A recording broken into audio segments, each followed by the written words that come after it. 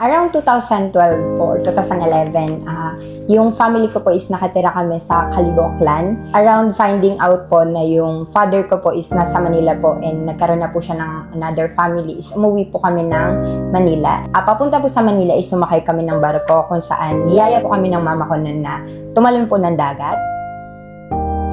And then, during that time po kasi gustong-gusto ko talaga mag-aral. And then, nasabi ko na lang po sa kanya na wag po tayong tumalon kasi gusto ko pa pong mag-aral.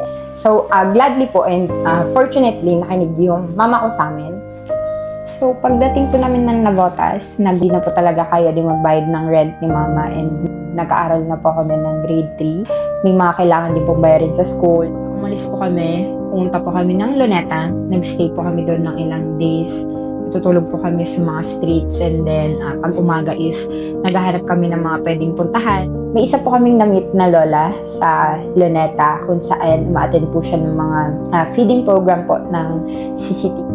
Share po nila sa amin if gusto po namin mag-aral po. Pumayag po yung mama ko.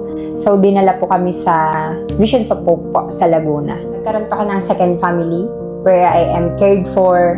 Nagkaroon pa ako ng shelter kung saan nakaka-sleep ako and nakakakain po ako on time.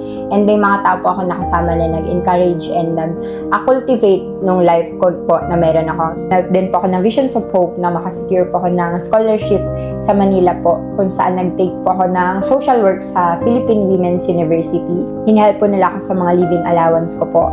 And I was really grateful po sa mga blessings and sa love na binigay po sa akin ng Visions of Hope and they continued na supportahan po ako sa pag-aaral ko hanggang makatapos po ako ng college at makapasa ng board exam. So, I really took social work po because I love parang being with children po. I hope to inspire them po. Gusto ko po na yung life ko is makatulong din po sa ibang children. I am friends. As before, na tinutulungan ako, I inspire others din na makatulong sa kanila.